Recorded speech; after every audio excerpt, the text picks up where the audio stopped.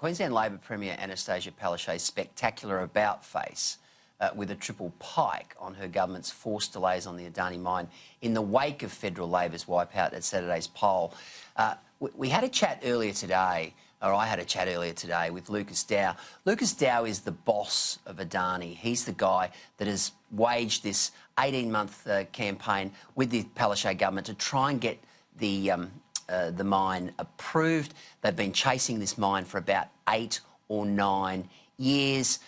They've been trying to get a time frame to resolve the mine's final environmental approvals. And a short time ago, I spoke to Lucas Dow in our Brisbane studio and I asked him if he, like me, believes this is nothing more than a political stunt by a desperate premier frantically trying to dig her beleaguered party out of a political hole.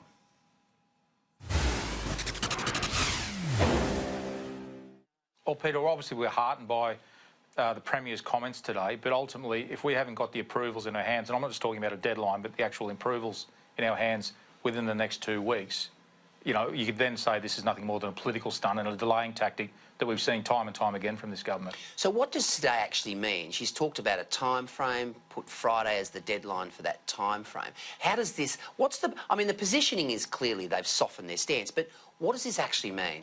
Well, Peter, we've been asking for over 7 months for the certainty of process and timing. So in some ways, I guess we've had a response on that now. So we'll be meeting with the Coordinator General tomorrow morning in an effort to set that deadline. But again, we've been at this for over 18 months with the Queensland Department of Environment and Science. We've provided everything they require. So ultimately, they should be able to make this decision and provide the approvals within a 2-week period. Now, clearly on Saturday night, we saw something quite remarkable happen in Queensland, and that was that in those seats that are affected by mining, the voters really voted with their feet. You saw seats like Flynn and Capricornia and Dawson and Herbert, just a blitzkrieg against the Labor Party. There's always been a suggestion that this project is political. Today, you'd almost have to think that on the face of it, that there is some political links to this project. Does this bear that out, today's announcement? Well, I think, Peter, you're absolutely right. What we saw on Saturday night was that people in regional Queensland, they backed resources, they backed coal mines, and they backed our project. We saw significant strength in those seats that you've mentioned, and I think just generally across Queensland. And I think in some ways, Bob Brown helped to galvanise Queensland. I mean, we had these folks coming from down south telling Queenslanders what it is they can and can't do, and as a proud Queenslander, I know that's one thing that we, typically don't take too well to, is people telling us what we can and can't do. So I think there's clearly been a piece that the government has, the state government's now responded. I think to do otherwise would have been effectively tin-eared from the Premier. I was going to ask you about that Bob Brown convoy. I mean, I was in Central and North Queensland a couple of weeks ago, and that convoy went down like a lead balloon. There was palpable anger in those communities, Mackay, Rocky, Gladstone, Townsville, about people from southern states coming up here, pushing us around and telling us what we can and can't do. Do you think that that played an impact in the result on Saturday? Oh, look, I can tell you for sure. I was out in Claremont just a couple of weeks back, and the level of sort of animosity that Bob Brown had created in that town in terms of the frustration with the likes of Bob Brown and his convoy and caravan coming through, it galvanised people. And they said, well, look, we're not embarrassed about coal mining. We're not embarrassed to be coal miners, and coal mining is central to the fabric of our communities. And we believe in our communities, and it's enough, and it was time for effectively governments to recognise that contribution and not to forget about the regions.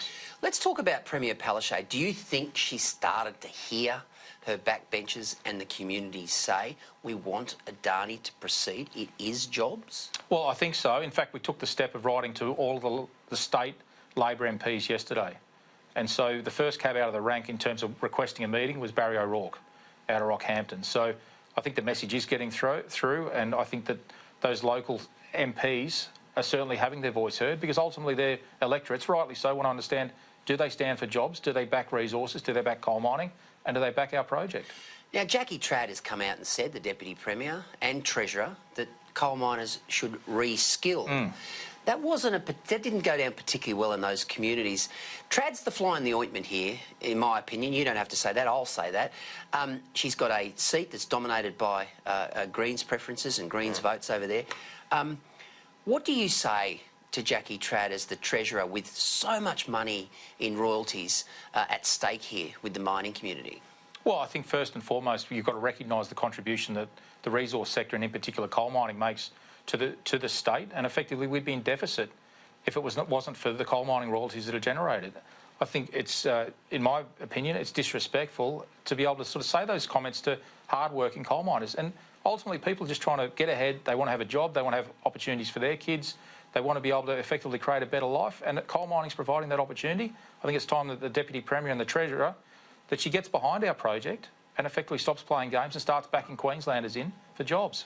Now, I want to talk about the black-throated finch, and there's been a lot of talk about this particular bird, and you guys have spent $1 million on the management plan for this particular bird. And in fact, you know, I've spoken to fauna experts who have said that this is a much better outcome, what you guys are proposing for the bird, than to actually just leave them there, because there's a lot of problems with feral cats, feral pigs, and so forth.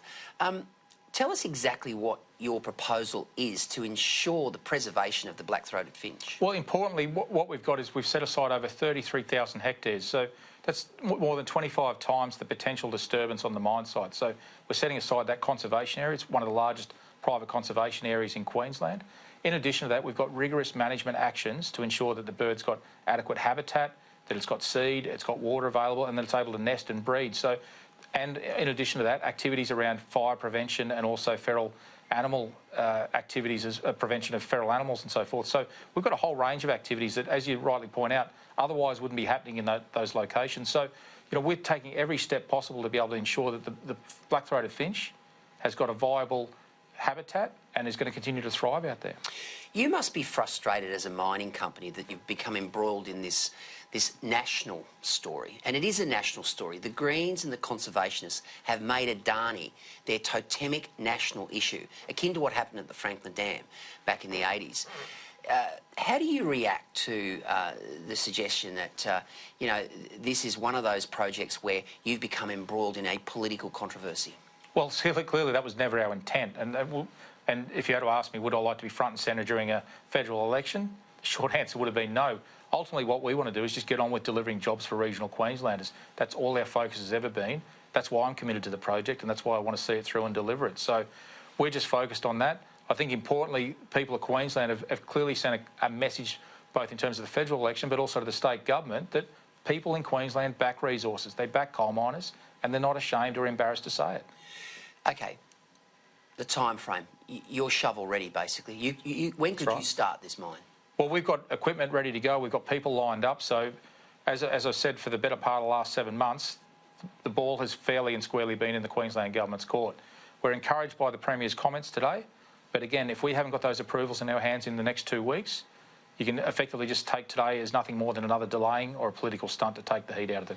What did you think of the story today in The Australian about Tim Seelig, who's played a very instrumental role in blocking this project, circumventing the normal process? His application to become a senior bureaucrat within the Department of Environment was, he missed the deadline for that job, and then in fact put his application in afterwards. That doesn't pass the pub test, does it? No, and obviously we're quite alarmed to read what Michael McKenna had broken with that story. Effectively, Mr Seelig, he'd obviously not followed the process to apply, but then more troubling, essentially the criteria that's required for the job, he in fact, he didn't meet that requirement. So, you know, there's a clear requirement not to be political, that you couldn't have any sort of particular agendas, and the reality is that he's a green activist. And the idea that now he's a senior policy advisor within that department is obviously of grave concern, not only to us, but the resource sector in general.